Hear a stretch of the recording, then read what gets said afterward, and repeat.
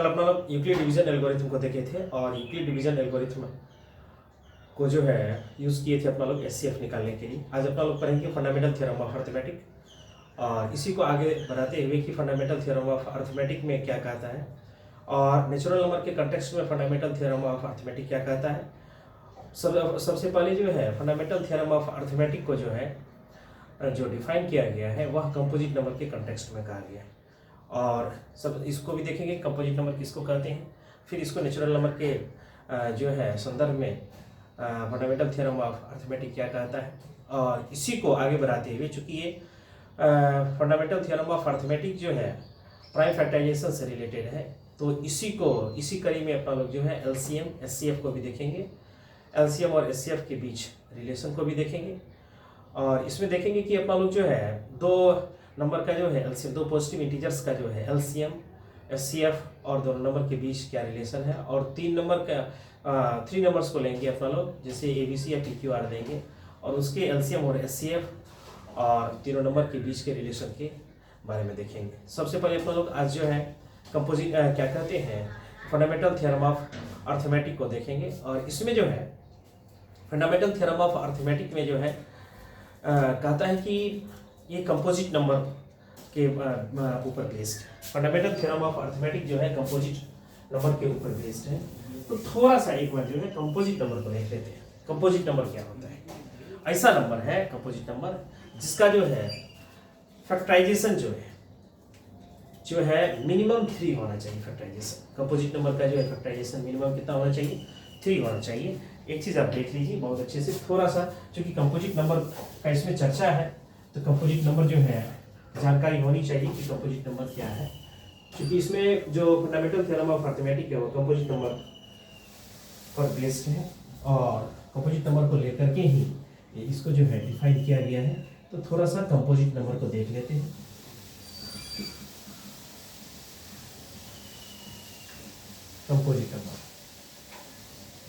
Composite number क्या होता है? अपना लोग पढ़े हुए नंबर सिस्टम में 9th में भी पढ़े हुए हैं कि इसमें जो है नंबर जो होता है कि नेचुरल नंबर है, होल नंबर है, इंटीजर्स है और कंपोजिट नंबर क्या होता है कि ये जो है आप समझ जाइए कि ये सब नंबर्स में आता है ना, नंबर का पार्ट में आता है। जैसे नेचुरल नंबर में भी हो सकता है कि कंपोजिट नंबर प्राइम नंबर हो सकता है। तो कंपोजिट नंबर क्या होता है? कंपोजिट नंबर और प्राइम नंबर को जो है थोड़ा जो है वर्सेस करके दिखाया जाता है, मतलब जो है दोनों दो पाले का होता है। जहाँ प्राइम नंबर का जो होता है फैक्टर जो नंबर होता है सेल्फ और 1, ये दो ही फैक्टर होते हैं। तो कंपोजिट नंबर के फैक्टर जो होते हैं 1 और सेल्फ के अलावा एक थर्ड नंबर होना आवश्यक है, कम से कम थर्ड नंबर होना आवश्यक है। जैसे अपन लोग देख लेंगे कि कंपोजिट नंबर जो है इसमें लिखेंगे ये number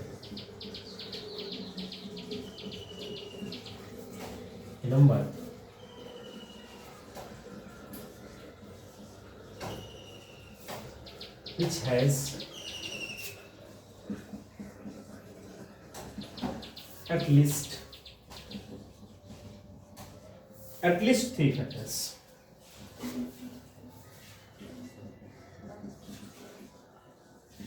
A number which has at least 3 factors, कम से कम 3 फैक्टर होना चाहिए। प्राइम फैक्टर की बात नहीं कर रहे हैं, लेकिन फैक्टर जो है कम से कम जो है 3 होना चाहिए। जैसे एक एग्जांपल में हम देख लेते हैं कि एग्जांपल देख लेते हैं। जैसे 4 है बाबू, 4 जो है एक कंपोजिट नंबर है, चूंकि इसका फैक्टर जो होगा 1 होगा, 2 होगा, 4 होगा। 1 और सेल्फ हो गया, एक थर्ड नंबर जो 2 भी इसका क्या हो गया? फैक्टर हो गया। जैसे 6 की बात करते हैं, फैक्टर 1 2 3 6, इसमें 1 और 6 है ही, 2 और 3 भी इसका फैक्टर हो गया। तो यहाँ 4 6 ये सब क्या हो गया? कंपोजिट नंबर्स हो गए। इसके अलावा आप लोग और भी नंबर ले सकते हैं, 8 भी ले सकते हैं, 12 भी ले सकते हैं, देख लीजिए 9 भी ले सकते हैं। इसमें एक जो है 8 देख लेते हैं, 1 2 4 8 9 देख लेते हैं। कहीं कहीं ये सब जो है आप इवन नंबर ले रहे हैं, ओड नंबर भी कंपोजिट नंबर हो सकता है, देख लीजिए आप 1 3 9। इसमें जो है ये आपका कंपोजिट नंबर है, ये आपका क्या हो गया? कंपोजिट नंबर हो गया। ये कंपोजिट नंबर जो है आप लोग इसलिए देखिए क्योंकि फंडामेंटल थ्योरम ऑफ अर्थमेटिक जो है कहता है कि every composite number can be expressed या factorised as a product of primes apart from the order in which they occur. इसका मतलब हो गया कि सभी कंपोजिट नंबर को क्या किया जा सकता है, प्राइम नंबर के फैक्टर्स के रूप में लिखा जा सकता है, और जिसमें जो है जो फैक्टर्स आएगा उसका ऑर्डर को यदि हम ध्यान नहीं दें तो वह हमेशा यूनिक होता है। वह हमेशा क्या होता है, यूनिक होता है। इसमें जो है ये कंपोजिट नंबर हो गया। इसके बाद अपना लोग जो है फंडामेंटल थ्योरम ऑफ अर्थमेटिक को लिख लेते हैं स्टेटमेंट के रूप में।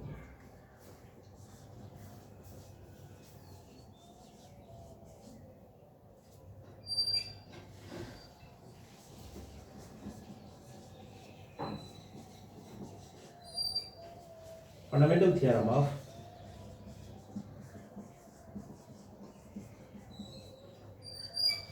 Arithmetic.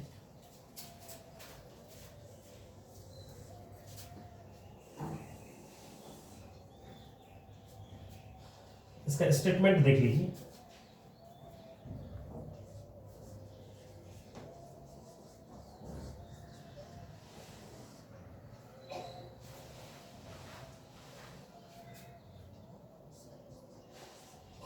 every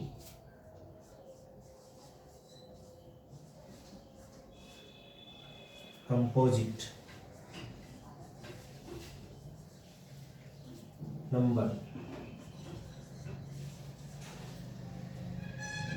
can be expressed या factorized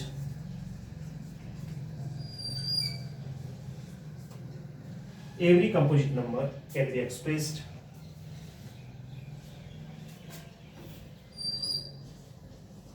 as a product of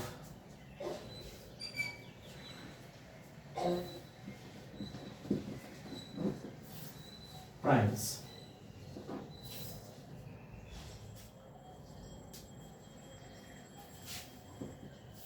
Every composite number can be expressed or factorized as a product of primes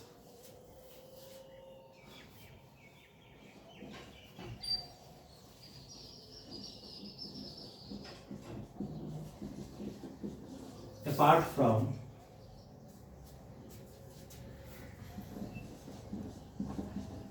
the order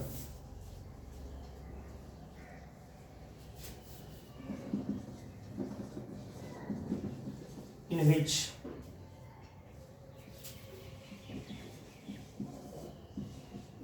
they occur. Apart from the order in which they occur. इसमें जो है every composite number can be expressed or factorized as a product of primes apart from the order in which they occur. इसमें जो है इसका मतलब क्या हो गया, कहता है अभी अपना लोग कंपोजिट नंबर पर है और ये जो कंपोजिट नंबर है 4, 6, 8, 9 इसका जो फैक्टर अभी है तो ये जरूरी नहीं कि सब प्राइम नंबर्स, इसमें प्राइम नंबर भी है इसके फैक्टर में कंपोजिट नंबर भी है।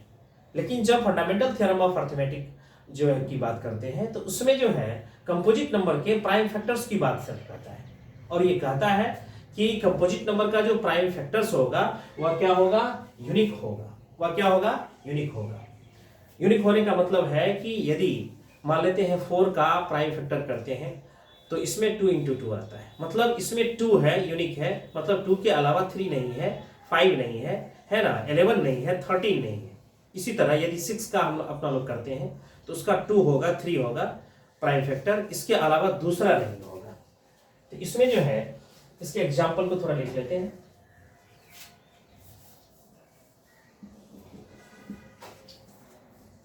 जैसे 6 2 × 3, 12 की बात करते हैं 2 × 2 × 3, 20 की बात करते हैं 5, 30 की बात करते हैं 5। ये जो है ये कंपोजिट नंबर का प्राइम फैक्टराइजेशन हो गया।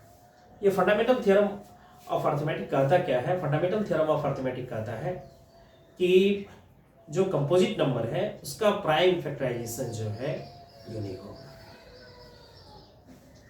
इसमें आप लोग देखे भी है, every composite number can be expressed as a product of primes apart from the order in which they occur. इसमें एक चीज जो है थोड़ा जो है इसके स्टेटमेंट में थोड़ा जो है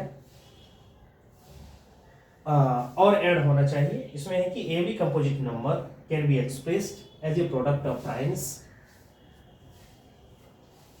इसमें एक चीज और है कि in which they occur uniquely, they comes uniquely, मतलब जो है वो क्या होना चाहिए, यूनिक होना चाहिए। एक चीज और, every composite number can be expressed as a product of primes apart from the order in which they occur. इसमें एक चीज और जो है होना चाहिए कि दे कम यूनिकली, ये जो पोर्शन है apart from the order in which they occur as a product of primes. इसमें एक स्टेटमेंट है जो आपको देखिए मोबाइल, इसमें एक स्टेटमेंट है, थ्योरम है, इसमें जो है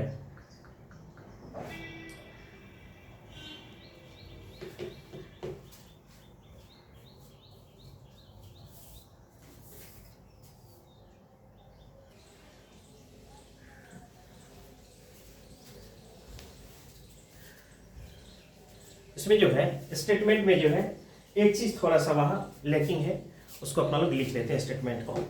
थ्योरम्स में अपना लोग ध्यान देंगे कि एज इट इज लिखा जाए, ये ठीक लिखा हुआ है, थोड़ा सा यहाँ चेंजिंग कर देते हैं। And this factorisation is unique, uniqueness होना चाहिए। ये जो है थ्योरम में आपको जो है क्या कहते हैं पढ़ने में आना चाहिए और थ्योरम में लिखा रहना चाहिए। और थ्योरम में जो बुक में जैसा स्टेटमेंट है हम लोग डिट्टो उसी चीज को करते हैं। थ्योरम में किसी भी प्रकार का एक शब्द का भी हेर फेर नहीं करेंगे। इसमें आगे है and this factorisation is and this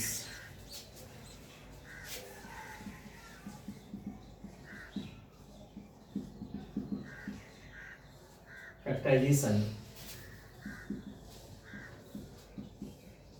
is unique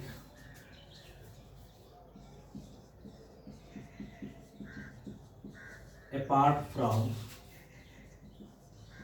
the order in which apart from the order in which the prime factors occur। ये एडजस्ट हो जाएगा बाबा। चलिए इसमें जो फंडामेंटल थ्योरम ऑफ अर्थमेटिक क्या कहता है, every composite number can be expressed factorised as a product of primes and this factorisation is unique. ये चीज यूनिकनेस वाली बात नहीं थी, इसलिए फिर से अपना लोग ऐड किए हैं apart from the order in which the prime factors occur. इसके सभी चीजों को समझना, ये जो स्टेटमेंट है आपका फंडामेंटल थ्योरम ऑफ अर्थमेटिक का, इसके एक एक चीजों को समझना बहुत ही जरूरी है। सबसे पहले कि यह किस नंबर की बात कर रहा है, कंपोजिट नंबर की बात कर रहा है। और कंपोजिट नंबर किसको कहते हैं, ऐसा नंबर जिसका एटलीस्ट 3 फैक्टर्स होना चाहिए, कम से कम 3 फैक्टर्स होना चाहिए। इसलिए अपना लोग सबसे पहले कंपोजिट नंबर को देख लिए। हालांकि ये डिफाइन नहीं है बुक में, लेकिन अपना लोग इस चीज को समझने के लिए कंपोजिट नंबर को समझना जरूरी है। तो कंपोजिट नंबर का फैक्टराइजेशन करेंगे, और कंपोजिट नंबर का फैक्टराइजेशन कैसा होगा कि इसमें कंपोजिट नंबर का प्राइम फैक्टराइजेशन भी हो सकता है और वैसे भी विदाउट प्राइम भी हो सकता है। जैसे 4 जो है प्राइम नहीं है, 6 प्राइम नहीं है, 8 प्राइम नहीं है, 9 प्राइम नहीं है। तो फंडामेंटल थ्योरम ऑफ अर्थमेटिक जब कहता है तो कंपोजिट नंबर के प्राइम फैक्टराइजेशन की ही बात करता है। कंपोजिट नंबर के प्राइम फैक्टराइजेशन की ही बात करता है। क्या कहता है, product of primes, number 1 point. तो पहला हो गया आपका कि यह कंपोजिट नंबर होना चाहिए। क्या होना चाहिए, कंपोजिट नंबर होना चाहिए, नंबर 1 पॉइंट। दूसरा, प्रोडक्ट ऑफ प्राइम होना चाहिए, ये सेकंड नंबर आपका हो गया। तो फंडामेंटल थ्योरम ऑफ अर्थमेटिक में क्या कहता है कि कैसा नंबर होना चाहिए, कंपोजिट नंबर होना चाहिए, और इसका फैक्टर कौन सा नंबर होना चाहिए, प्राइम नंबर होना चाहिए। और इसका थर्ड पॉइंट है फैक्टराइजेशन यूनिक होना चाहिए। फैक्टराइजेशन कैसा होगा? यूनिक होगा। और जो चौथा नंबर है अपार्ट फ्रॉम द ऑर्डर, ये है, ये फोर्थ पॉइंट। ये चार चीजें हैं जो आपको फंडामेंटल थ्योरम ऑफ अरिथमेटिक में समझना है। पहला चीज कि यह कंपोजिट नंबर का फैक्टराइजेशन है। कंपोजिट नंबर अपना लोग समझ चुके हैं कि ऐसा नंबर जिसका एटलीस्ट 3 फैक्टर्स होता है, कम से कम 3 फैक्टर होगा। दूसरा चीज प्रोडक्ट ऑफ प्राइम्स होगा। ये फंडामेंटल थ्योरम ऑफ अरिथमेटिक में जो फैक्टराइजेशन की बात हो रही है, तो इसमें फैक्टर कौन सा नंबर क्या कहते हैं होगा, इसके फैक्टराइजेशन में कौन सा नंबर भाग लेगा? तो प्राइम नंबर सिर्फ भाग लेगा। जैसे 6 में 2 3, 12 में 2 2 3, 20 में 2 2 5, 30 में 2 3 5, ये सब क्या है? ये सब प्राइम नंबर से, ये सब प्राइम नंबर से। और कहता है and this factorisation is unique. Unique का मतलब आप समझिए, यूनिक मतलब हो गया कि उसके जैसा कोई नहीं। यूनिक का मतलब जो है होता है कि उसके जैसा कोई नहीं। कहने का तात्पर्य क्या है कि 6 के फैक्टर में 2 और 3 है, तो 2 और 3 के अलावा बाकी कोई भी थर्ड प्राइम नंबर दुनिया का इसके फैक्टर में उपस्थित नहीं होगा। मतलब इसके फैक्टर में, इसका जो फैक्टर है 2 और 3, ये यूनिक है। इसके फैक्टर में 2 और 3 ही आएगा, इसके फैक्टराइजेशन में 2 और 3 ही भाग लेगा, कोई थर्ड नंबर भाग नहीं ले सकता है। कहिएगा सर यहाँ तो 2 2 3 है, यूनिक कैसे हो गया 2? यहाँ यूनिकनेस का मतलब हो गया सिर्फ भाई 2 है, एक 2 है और ये 3 है। मतलब इसके फैक्टर में 2 और 3 ही है, इसके अलावा दूसरा कोई नहीं है। इसी तरह 20 में देखेंगे तो इसके फैक्टर में 2 और 5 है। कहिएगा 2 आ गया 2 बार, नहीं, इसका कोई रिपीटेशन का कोई मतलब नहीं है। यूनिकनेस का मतलब हो गया नंबर दूसरा नहीं आना चाहिए, रिपीटेशन की कोई बात नहीं है। जैसे 30 है आपका 2 3 5, इसमें देखिए तीनों अलग अलग है। मतलब 30 के प्राइम फैक्टराइजेशन में 2 3 और 5 के अलावा कोई तीसरा नहीं है। तो कंपोजिट नंबर में चार चीजों को देखेंगे कि कंपोजिट नंबर जो है मतलब फंडामेंटल थ्योरम ऑफ अरिथमेटिक में चार चीजों को देखेंगे। पहला कंपोजिट नंबर होना चाहिए, और दूसरा इसका जो है फैक्टराइजेशन जो होगा वह प्राइम नंबर होगा, तीसरा जो फैक्टर होगा वह यूनिक होगा, और एक चीज और जो समझना है कि apart from the order, order कोई भी हो सकता है, जरूरी नहीं है कि 2 into 3 है तो 2 into 3 ही रहेगा, या 3 into 2 भी हो सकता है।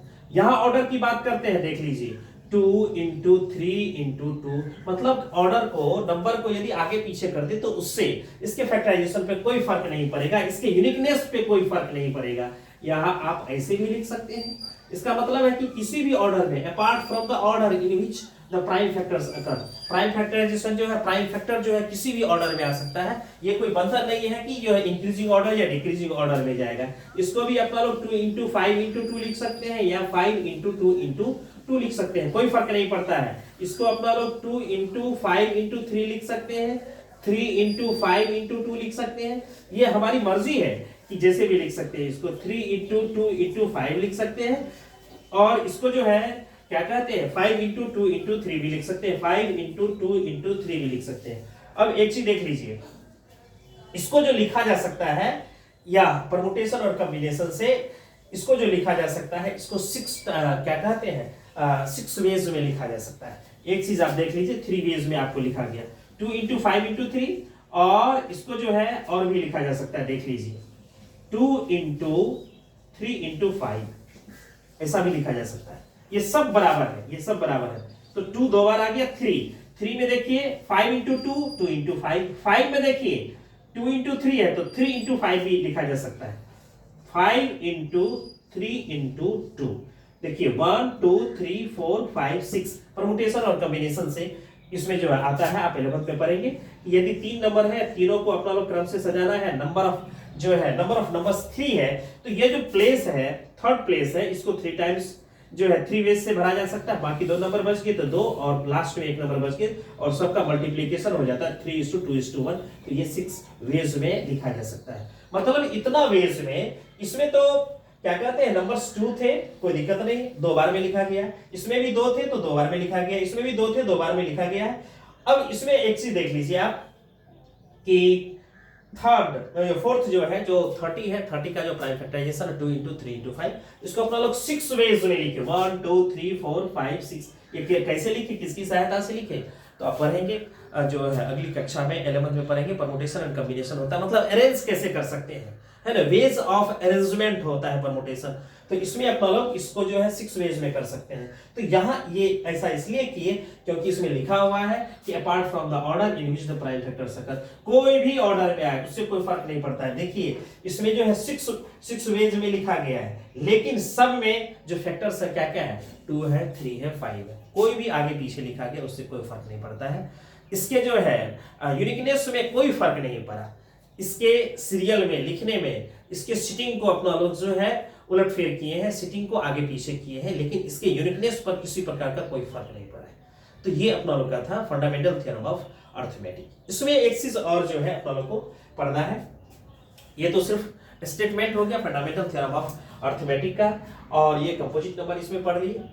इसके बाद जो है कि नेचुरल नंबर को भी क्या लिख सकते हैं, प्रोडक्ट ऑफ प्राइम नंबर्स लिख सकते हैं। नेचुरल नंबर को भी लिख सकते हैं, प्रोडक्ट ऑफ प्राइम नंबर्स लिख सकते हैं। हाँ, उसका भी फैक्टर जो है यूनिक होता है। इसमें एक दो चीज जो है और अपना लोग देखते हैं कि ये कंपोजिट नंबर आप नोट कर लेंगे, और फंडामेंटल थ्योरम ऑफ अर्थमेटिक में जो है जो स्टेटमेंट है आप इसको बहुत ही ध्यान से जो है मेमोराइज करेंगे। अभी देख रहे थे कि हमसे जो है यहाँ जो है थोड़ा छूट रहा था कि एनर्जीज फैक्टराइजेशन इज यूनिक, इसको जो है ये चीज बहुत इंपॉर्टेंट है। और जो फंडामेंटल थ्योरम ऑफ अर्थमेटिक है, ये 4 बातें जो है आप ध्यान में रखेंगे तो आपका स्टेटमेंट भी कभी गलत नहीं होगा और आपको समझने में भी आसानी होगी। इसमें आप देख लेते हैं, इसके बाद कुछ और चीजें हैं, इसको आप नोट कर लेंगे। इसके बाद देखते हैं कि जो नेचुरल नंबर है, तो नेचुरल नंबर में भी जो है कंपोजिट नंबर है, और उसको भी क्या कर सकते हैं अपना लोग प्राइम फैक्टराइजेशन के रूप में लिख सकते हैं। एक चीज और जो आगे वाला थ्योरम में है कि यदि p प्राइम है, a पॉजिटिव इंटीजर है और p a स्क्वायर को डिवाइड करता है तो p a को भी डिवाइड करेगा। इसके बाद अपना लोग जो है इस थ्योरम के बाद जो है उसको भी अपना लोग देख लेंगे, इसके सभी थ्योरम्स को अपना लोग देख लेंगे। हालांकि इसमें जो भी है एक आपका 2 इसमें प्रूफ है जिसमें √2 को इरेशनल शो करना है, और p जो है प्राइम नंबर है और a जो है पॉजिटिव इंटीजर है। यदि p a स्क्वायर को डिवाइड करता है तो p a को भी डिवाइड करेगा। इसमें 2 थ्योरम्स का प्रूफ अपना लोग जो है देखेंगे, और इसके बाद उसके जो है जो भी थ्योरम्स हैं सिर्फ उसका स्टेटमेंट है। इसमें एक चीज है कि थोड़ा सा नॉलेज के लिए और इम्पोर्टेंट पॉइंट है कि नेचुरल नंबर को क्या लिखा जाता है, एज ए प्रोडक्ट ऑफ जो है क्या कहते हैं प्राइम नंबर्स लिखा जाता है। The prime factorisation of a, इसको नोट कर लेंगे इंपॉर्टेंट पॉइंट के तौर पर, the prime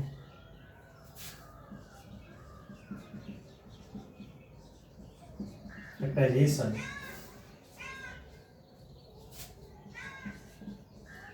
of a natural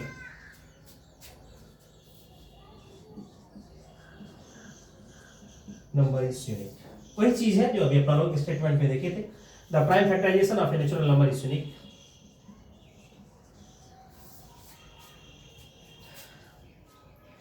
accept from the order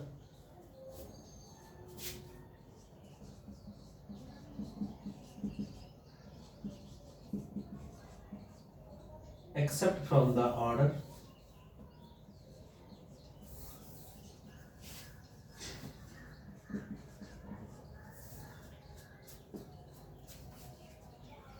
except from the order of its factors. The prime factorization of a natural number is unique except from the order of its factors. इसमें है कि यदि कोई natural number में composite number है उसको भी जो है अपना लोग प्राइम फैक्टराइजेशन के प्रोडक्ट के रूप में लिख सकते हैं, और उसका भी जो है प्राइम फैक्टराइजेशन जो है यूनिक होता है। एक चीज और इसमें है कि थोड़ा जनरल वे में जाते हैं, फंडामेंटल थ्योरम को जनरलाइज करते हैं थोड़ा। If x is a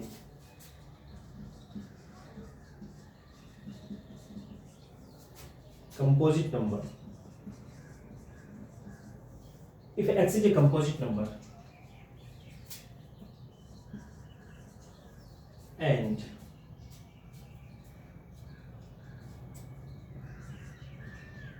p1 p2 P3, इसका आगे वाला थ्योरम में काम पड़ेगा। अगले थ्योरम में Pn और इट्स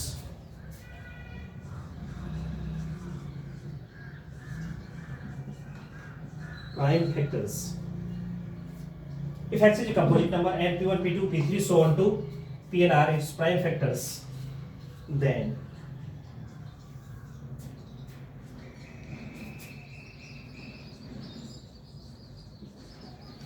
it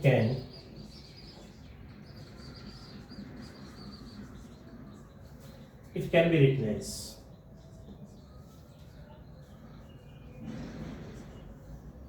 प्राइम फैक्टर से इसको कैसे लिख सकते हैं?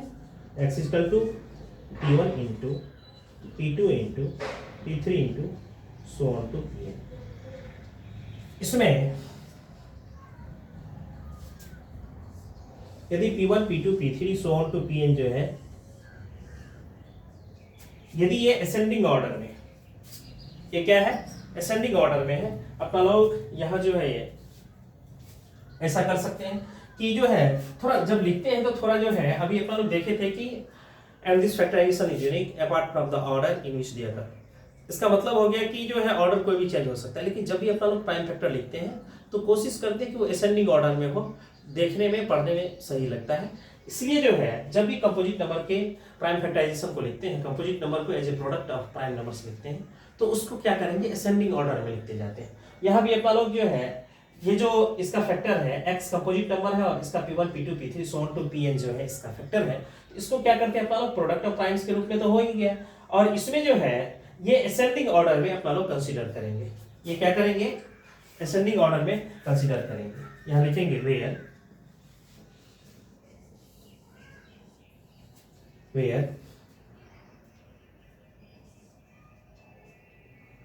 P1 is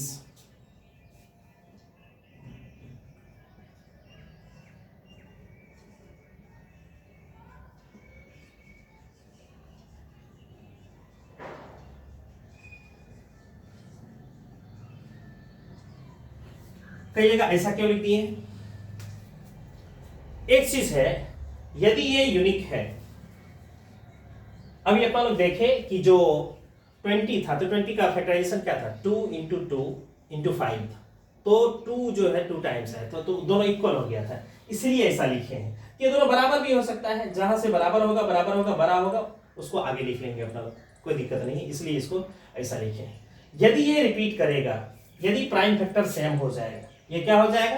प्राइम फैक्टर यदि सेम हो जाएगा तो इसके पावर के रूप में हो जाएगा। मेरे कहने का मतलब है कि यदि आपका ये P1 P2 सेम हो जाएगा, P3 सेम हो जाएगा, कोई भी दो फैक्टर सेम हो जाएगा तो वह पावर के रूप में आपको दिखना शुरू हो जाएगा।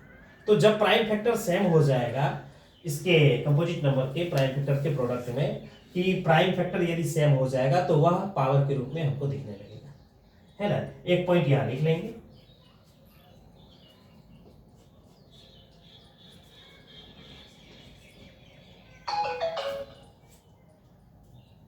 If the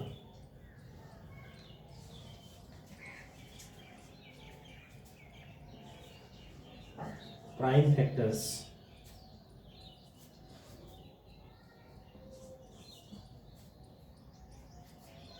of a composite number, if the prime factors of a composite number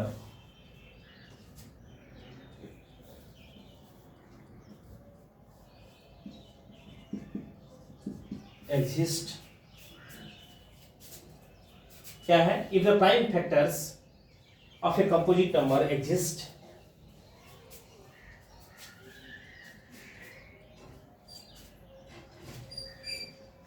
इसका मतलब हो गया कि किसी भी कंपोजिट नंबर का प्राइम फैक्टर क्या हो जाए? इक्वल हो जाए, है ना? If the prime factors of a composite number exist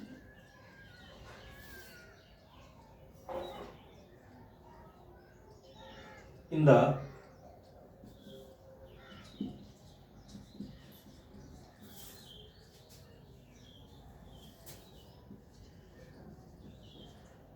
equal B. इसका मतलब क्या हो गया, इसको जो है ज्यादा कॉम्प्लेक्स नहीं करना है, सीधा सा मतलब हो गया कि कंपोजिट नंबर का प्राइम फैक्टर यदि इक्वल हो जाए, क्या हो जाए, इक्वल हो जाए, सम ऑफ, या क्या करते हैं, 2 और मोर देन 2 जो है फैक्टर यदि इक्वल हो जाए तो वो क्या हो जाएगा, पावर के रूप में लिखेगा। If the prime factors of a composite, sorry, if the prime factors of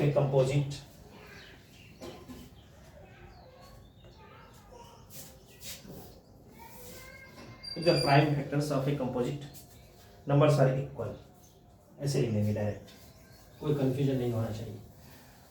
if the prime factors of a composite numbers are equal,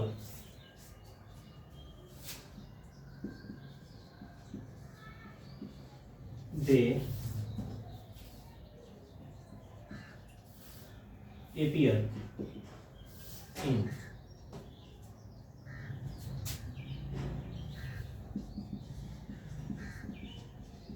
the form of power। Equal हो जाएगा तो वह जो है पावर के फॉर्म में एपियर होगा। देख लेते तुरंत एक एग्जांपल लेकर के कि यदि 36 ले लेते, 2 to 4, 4 3 12, 3 36, इसमें क्या आया देखिए, 2 2 टाइम्स में आया, 3 2 टाइम्स में। यही कह रहा है कि यदि कोई कंपोजिट नंबर का फैक्टर्स क्या हो जाए, इक्वल हो जाए, तो वह पावर के रूप में अपना लोग को दिखने लगेगा। और भी अपना लोग ले सकते हैं, मान लेते 50 ले लिया, 2 50 हो गया ना, तो 25, तो 5 into 5, देखिए 5 2 टाइम्स आया, ये पावर के रूप में आ जाएगा। तो कोई भी कंपोजिट नंबर में यदि उसका फैक्टर क्या हो जाए, रिपीट हो जाए बाबू, तो वह पावर के रूप में एपियर हो जाता है। इसके बाद जो है 2 चीजें और है जो अपना लोग को देखना है, एलसीएम और एचसीएफ। चूंकि यहाँ कंपोजिट नंबर की बात हुई, फंडामेंटल थ्योरम ऑफ अरिथमेटिक की बात हो गई, उसके प्राइम फैक्टर की बात हो गई, तो अब एलसीएम और एचसीएफ को जो प्राइम फैक्टराइजेशन मेथड से फाइंड आउट करते हैं, उसको कैसे करते हैं, उसको भी अपना लोग देख लेते हैं। आज की क्लास में जो है, आज थोड़ा जो है हम एलसीएम को देख लेते हैं या एचसीएफ को देख लेते हैं, फिर दूसरे क्लास में जो नेक्स्ट क्लास जो होगा उसमें अपना लोग और भी चीज़ों को देखेंगे। तो एक चीज़ जो है, इसको देख लीजिए आप, जो पॉइंट थोड़ा लिखे इसको नोट कर लीजिएगा। ये थ्योरी का पार्ट है कि prime factorisation of a natural number is unique except from the order of its factors. या भी बाबू 36 भी जो है नेचुरल नंबर है, 50 भी नेचुरल नंबर है, इसका प्राइम फैक्टराइजेशन जो है देखने अपना लोग एग्जाम्पल के रूप में उसको भी अपना लोग देख सकते हैं। एक जनरलाइज वे है, ये तो प्राइम क्या कहते हैं, नेचुरल नंबर की बात हो गई। कोई भी कंपोजिट नंबर यदि x है और उसका जो है फैक्टर जो है P1 से लेकर के Pn तक है, तो उसको अपना लोग प्रोडक्ट के रूप में लिख सकते हैं।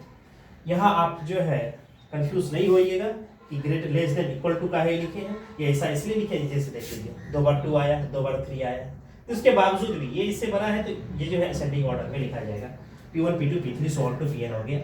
और इसमें जो है थर्ड पॉइंट जो है, if the prime factors of a composite number are equal they appear in the form of power. यदि प्राइम कंपोजिट नंबर का प्राइम फैक्टर इक्वल हो जाता है तो वह क्या होगा, पावर के रूप में एपियर होगा।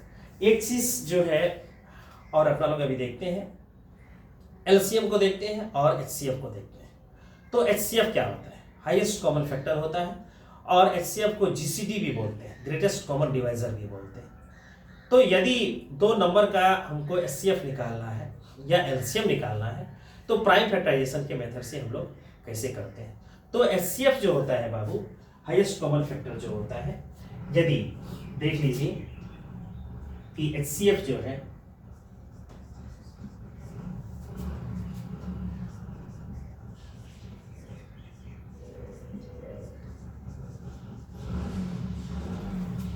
हाईएस्ट कॉमन फैक्टर, इसको बोलते हैं जीसीडी। ये हम लोग को जानकारी होनी चाहिए।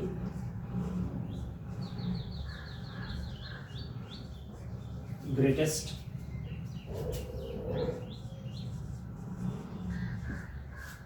कॉमन डिवाइजर, सबसे बड़ा डिवाइजर हो गया। और डिवाइजर मतलब जो भी नंबर आएगा, 2 नंबर है, 3 नंबर है, सभी को डिवाइड करेगा, सबसे बड़ा डिवाइजर होगा वो।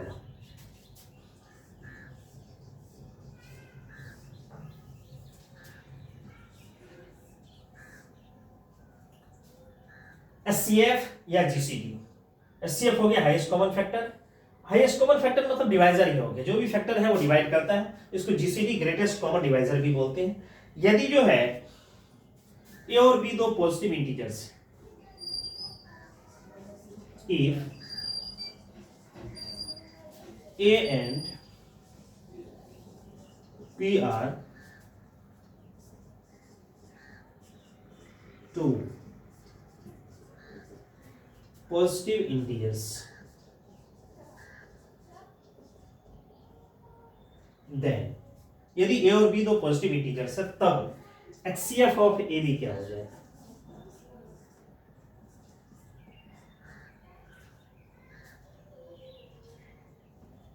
तब एचसीएफ ऑफ ए बी क्या हो जाएगा? ए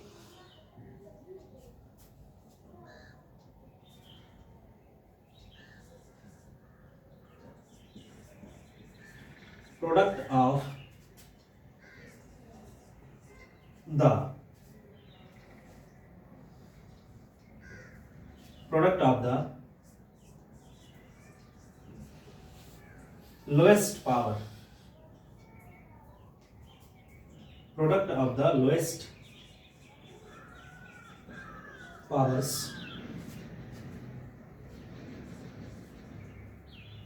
of the common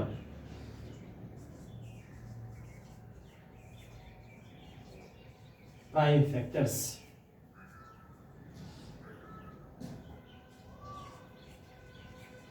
in the number. Product of the lowest powers of the common prime factors in the number. इसको अपना लोग थोड़ा एग्जांपल से देख लेते हैं, और इसके बाद जो एलसीएम वाला पार्ट होगा बाबू, उसको अपना लोग नेक्स्ट क्लास में देख लेंगे। फिर relation between LCM and HCF भी देखेंगे, और जो है एलसीएम और एचसीएफ जो है 3 नंबर्स का भी देखेंगे, और उसके बीच में भी देखेंगे रिलेशन कैसा होता है। इस सभी को आप अच्छे से नोट कर लेंगे, और इसको जो भी थियरी हो रहा है ये बहुत ही इंपॉर्टेंट है। सवाल बनाने के लिए आप दुनिया का कोई किसी भी बुक से सवाल बना सकते हैं, लेकिन कंसेप्ट चेंज नहीं करता है। इसमें अपना लोग ध्यान रखेंगे इस चीज़ों को। इसमें देख लीजिए, एक एग्जाम्पल देख लेते हैं। एग्जाम्पल देख लीजिए,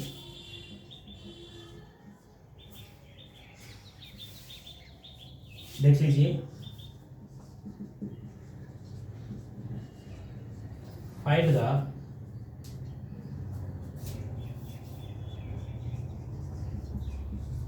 एचसीएफ ऑफ 6 and 20 by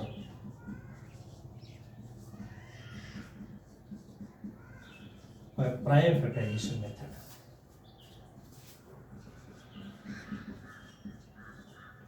ठीक है, प्राइम फैक्टराइजेशन मेथड से अभी जो एग्जाम लिखे हैं उसके सॉल्यूशन देख लीजिए।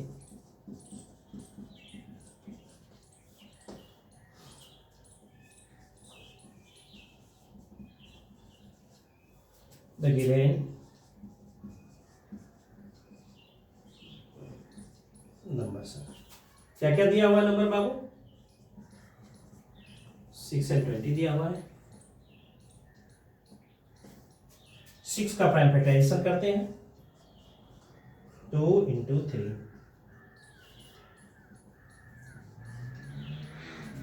20 का करते हैं 2 into 2 into 5। क्या कहता है? Product of the lowest powers, product of the lowest powers of the common prime factors. अब एक चीज देख लीजिए आप, इस पे पावर 1 है, 3 भी 1 टाइम आया है, अच्छे से लिखेंगे। मैथमेटिक्स में भी एक अच्छा अक्षर होना चाहिए।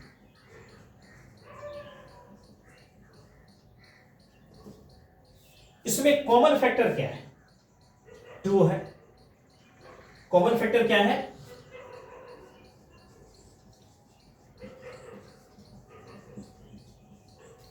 कॉमन फैक्टर क्या है बाबू? 2 है। और इस 2 में लोएस्ट पावर क्या है? एक का पावर 2 है, एक का पावर 1 है, तो लोएस्ट पावर क्या है? 1 वाला है ना। प्रोडक्ट इसलिए नहीं होगा क्योंकि एक ही फैक्टर कॉमन है। एक से ज्यादा फैक्टर कॉमन होता तब इसमें प्रोडक्ट होता। उसके लिए भी एक एग्जांपल अपना लोग लिख लेंगे। तो इसमें जो है HCF क्या हो जाएगा?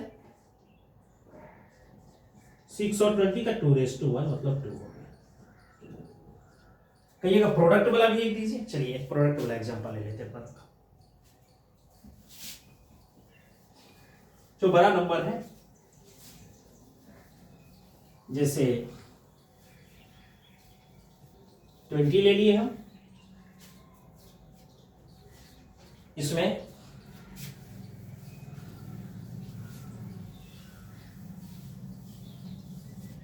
एक 30 ले लेंगे हम। एक एग्जांपल और ले लीजिए, इसके बाद जो है इसको क्लोज कर देंगे। Find the HCF of 20 and 30 by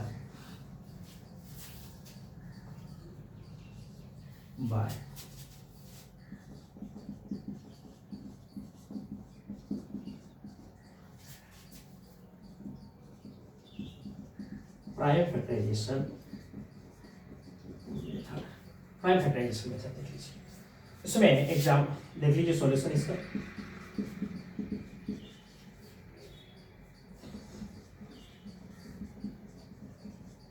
the given numbers are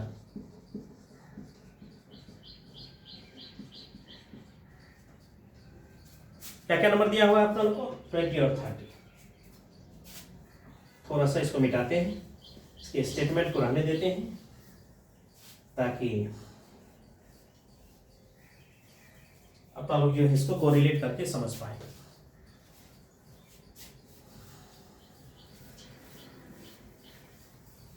देख लीजिए क्या क्या है बाबू? 30 20 का अपना लोग प्राइम फैक्टराइजेशन करते रहेंगे। 2 इंटू 2 इंटू 5। देखिए 2 जो है 2 बार आया है, 5 1 टाइम आया है। 30 का देख लीजिए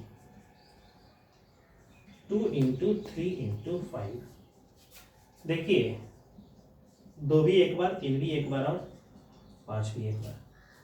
एक बात बताइए कि कॉमन फैक्टर कौन कौन है इसमें? इसका कॉमन फैक्टर इसमें जो है 2 है और 5 है।